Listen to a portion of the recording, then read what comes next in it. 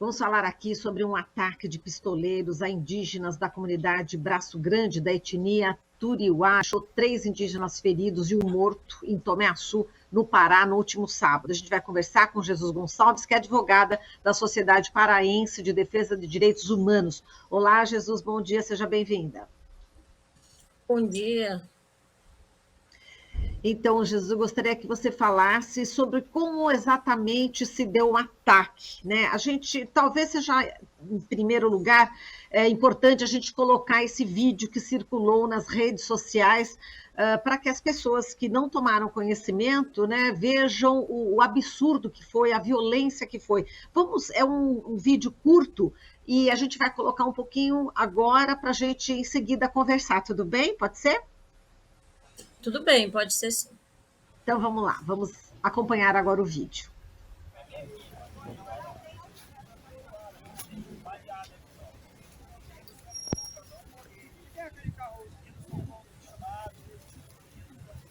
Aquela picape ali branca, minha, não tem condições de levar logo aqui. Você tá indo lá? Hospital. Não, eles precisam. Mas eles vão para onde? Para qualquer hospital, mestre, mais Não, perto daqui. mas para onde? O hospital mais perto daqui, mestre. Eu não estou sabendo qual é. Portanto, está aí, foi apenas um trechinho apenas desse vídeo, que foi ali logo após esse ataque. Eu gostaria que você desse agora com detalhes, Jesus, esse ataque contra essas lideranças.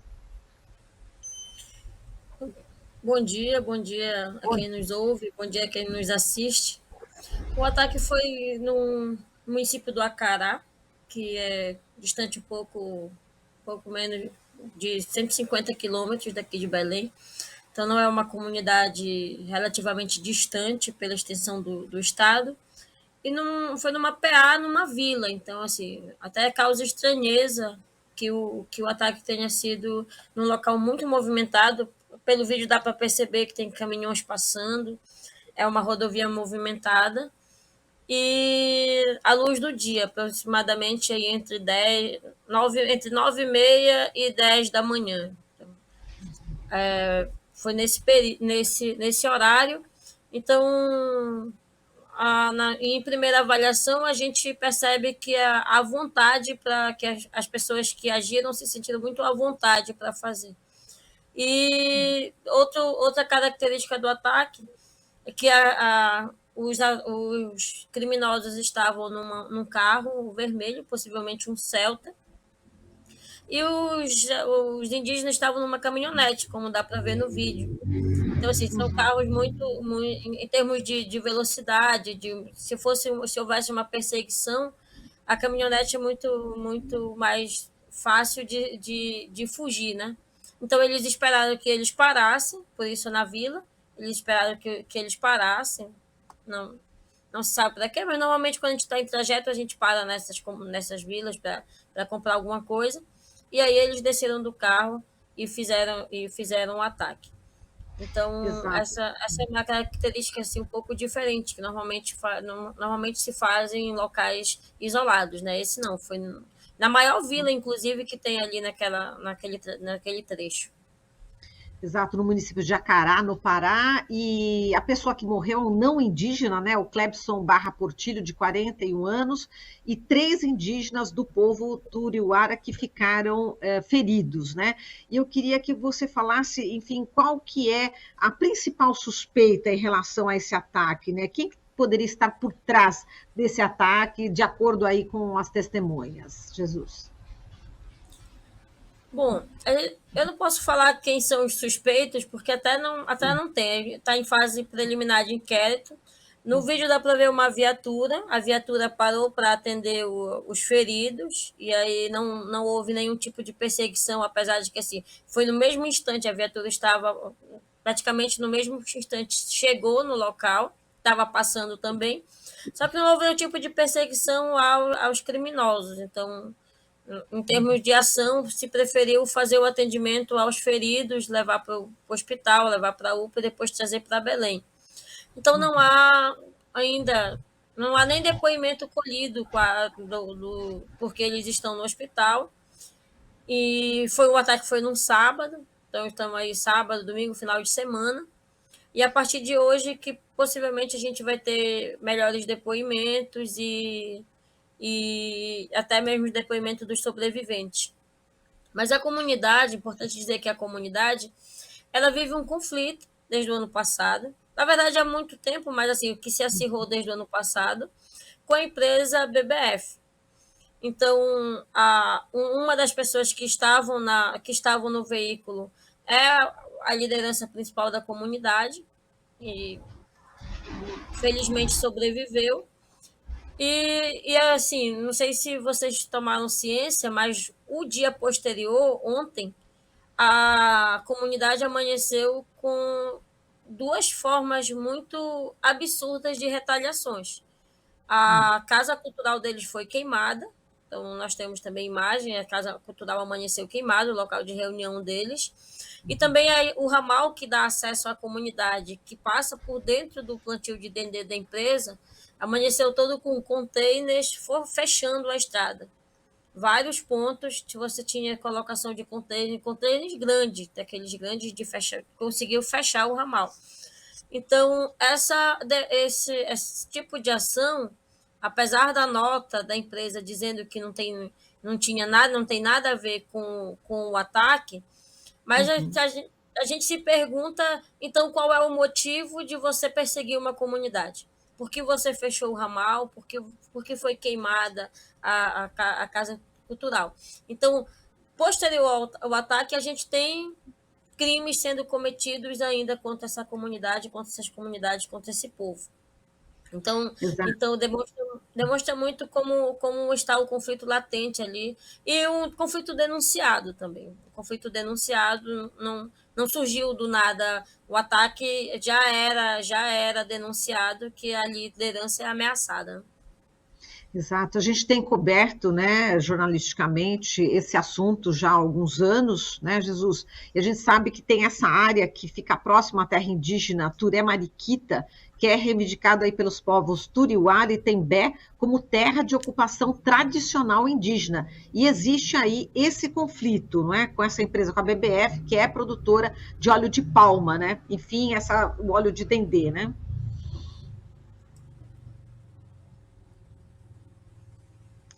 Oi, Jesus. Oi, estou ouvindo. Não, então, eu gostaria que você falasse sobre exatamente, é esse o conflito, né? Existe, já não é de agora que os ataques estão sendo feitos, não é isso? A gente tem, como eu estava falando no início, né? A gente tem dado voz exatamente às lideranças indígenas ali da região já há algum tempo por conta desse embate com essa empresa BBF, né? Não é de hoje o conflito vem há algum tempo, como eu disse no início, e também não é só com o povo indígena. O município do Acará faz parte de uma área de municípios que foram ocupados, invadidos por grandes empresas para o plantio do dendê. Então, é uma região de muito monocultivo do dendê, e essas comunidades, tanto quilombolas quanto os povos indígenas, o território Tembé é um dos territórios mais invadidos que a gente tem no Pará. Então, a terra indígena Alto Rio Guamá, mas todo o território Tembé é um dos territórios que mais você tem casos de invasão e de exploração indevida do território. E essa área, elas são áreas ocupadas, não só a BBF, tem outra empresa que diversas comunidades quilombolas e comunidades indígenas denunciam a invasão.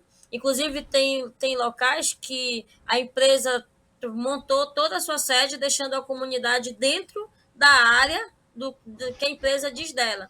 Então,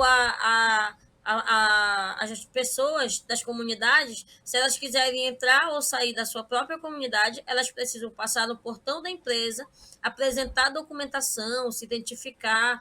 A empresa toma um papel de polícia, acho que vocês devem ter acompanhado uma situação de uma prisão ilegal de uma liderança quilombola feita por uma empresa nessa região, ali na região do Acará, Tailândia, Moju, são municípios que estão dentro do mesmo quadrante e dentro dessa área de invasão dessas empresas. Então a gente tem isso, a gente tem situação que os seguranças da empresa prendem rede de pesca das comunidades, proíbem caça, e proíbe até mesmo de entrar, colocam, destrói as áreas que são sacras para eles, como cemitérios, locais de sepultamento dos locais de memória da comunidade. Uhum. Então, essa perseguição das empresas com essas comunidades, ela vem há alguns anos e vem sendo denunciado diversas vezes para todos os órgãos. A gente sempre diz que tanto o governo do Pará, Ministério Público Federal, Ministério Público Estadual, os órgãos responsáveis por mediar e resolver o conflito, eles não podem dizer que não estão cientes, porque a gente faz denúncia, a gente registra boletim de ocorrência, mas é uma situação que você é chamado, até mesmo para a situação de criminalização das lideranças é muito forte. E até mesmo dos advogados. Eu vou citar uma situação de você ter os advogados da empresa fazendo notificação extrajudicial, requerendo dados para os advogados por causa de petições que a gente faz no inquérito. Então, assim, a empresa se sente tanto no direito, ela tem o poder de polícia, ela acha que ela tem o poder de polícia, que os seguranças podem fazer, podem prender trabalhadores, podem reter os materiais deles de pesca. Então, assim, a empresa ela não tem poder de polícia, ela não é o IBAMA, ela não é a polícia militar, ela não é a polícia civil. Então, mas tudo isso ela se sente no direito para fazer perseguição a essas comunidades, a esses moradores, principalmente as lideranças. Uhum. Você já foi ameaçada, Jesus? Na verdade, a gente sempre brinca que no Pará, quem ainda não foi ameaçado é porque não está lutando o suficiente, né?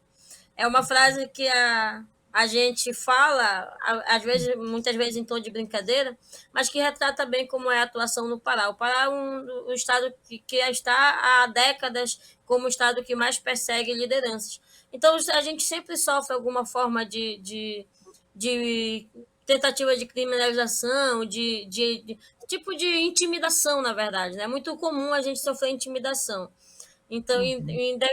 em vários locais, em vários setores, e a gente sempre vive, principalmente nesse trajeto, essas comunidades elas são distantes, então a gente Uhum. acompanha comunidades que estão a 300, 400 quilômetros, tem comunidades que estão a mais de 1.000 quilômetros daqui de Belém. Então, a Uhum. gente, né, nesses deslocamentos, nesses trajetos, a gente sempre está com a nossa vida, não está tão segura assim, né? Que difícil, né? Jesus, inclusive um desses indígenas que foi baleado, né, no sábado, ele já tinha sofrido um ataque também de seguranças privados aí, né, da BBF, já em julho, né? Quer dizer, é a segunda vez no caso dele, né, que ele já está sendo aí alvo, né?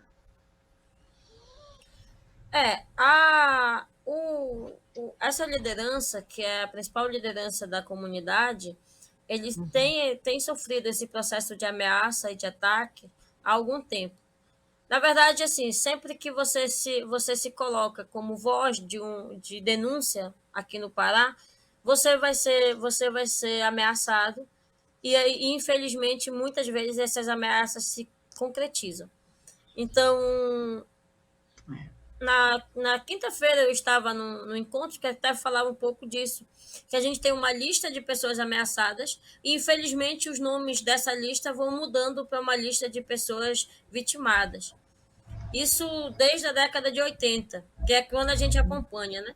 Então, nesse período entre a ameaça e a concretização dela, a gente faz todo tipo de denúncia, mas a gente tem até mesmo um sistema de proteção aos defensores e defensoras que não é eficaz na sua proteção.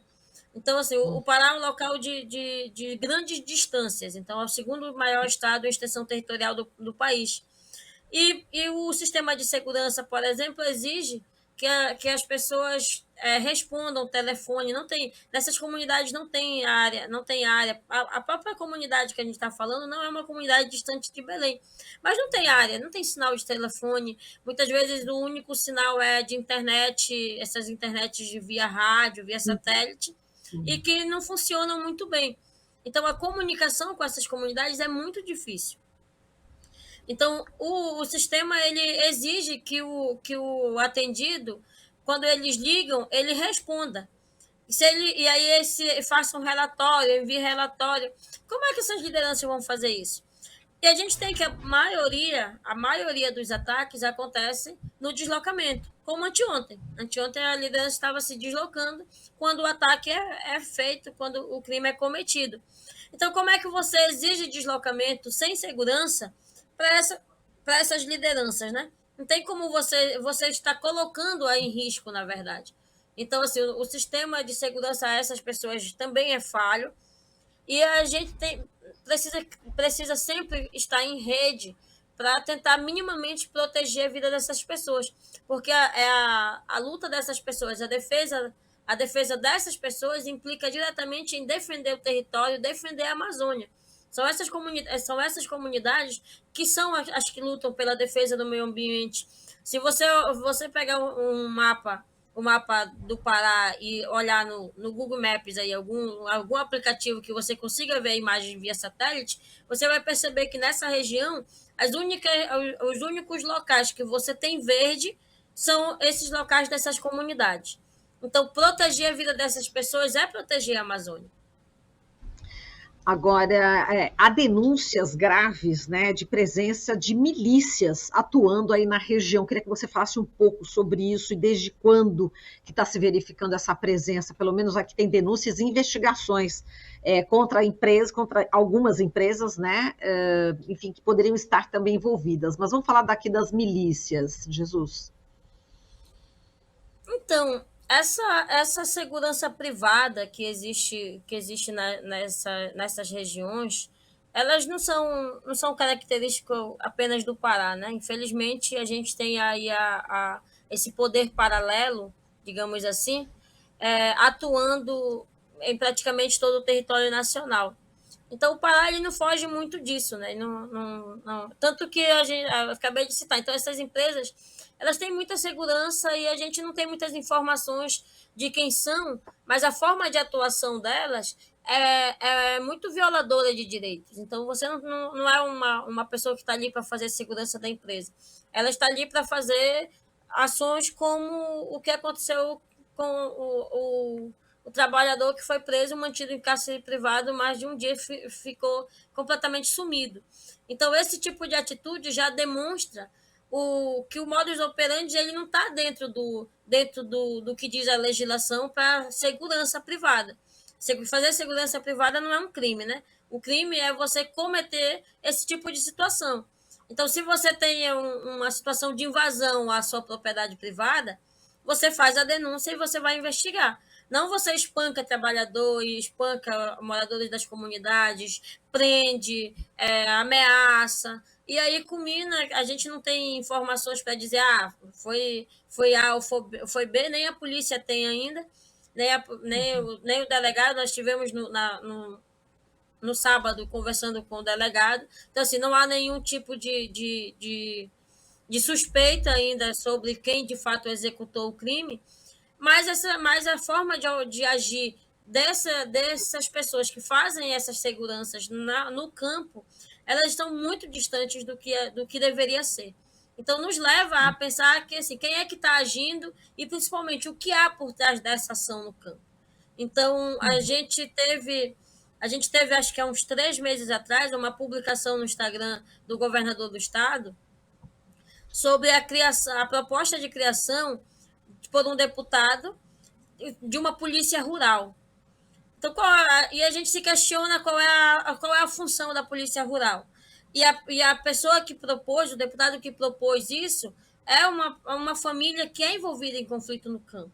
Inclusive com assassinato de uma liderança, e uma pessoa desta família, está sendo acusada de ser mandante desse assassinato. Então, qual é a intenção de criação de uma polícia rural, qual é a especificidade dessa polícia, que é diferente da polícia militar.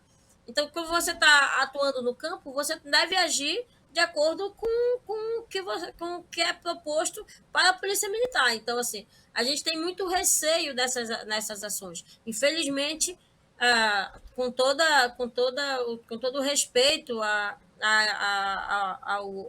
entidade, à polícia militar, ao órgão, mas a gente precisa de uma forma de agir que seja, de fato, garantidora dos direitos dessas pessoas. No vídeo que você apresentou no início, se você for ver, a polícia militar chega e aí ela começa a questionar. Tem outras imagens que, assim, uma pessoa atacada começa a ser questionada para onde estava, o que estava indo, como se fossem eles os criminosos, ao invés de perseguir aqueles que acabaram de cometer o crime. Então, assim, tinha 4 agentes na viatura. Você minimamente persegue para pegar a placa. A gente não tem a placa do carro porque não teve ninguém para ir atrás e pegar pelo menos a placa do carro. Então, assim, são esse tipo de atitude que nos fazem ter um certo receio em relação à ação tanto da Polícia Militar quanto de outros agentes que todo mundo é de conhecimento geral, que estão atuando no campo.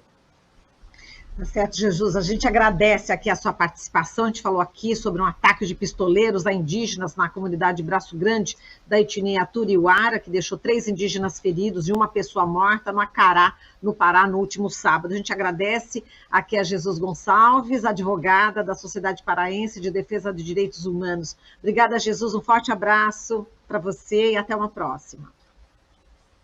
Um forte abraço. Agradeço a participação, o convite. Estamos sempre disponíveis para informações sobre o caso e outros casos. Obrigada, querida. Um abraço. Estamos apresentando Jornal Brasil Atual. As notícias que os outros não dão.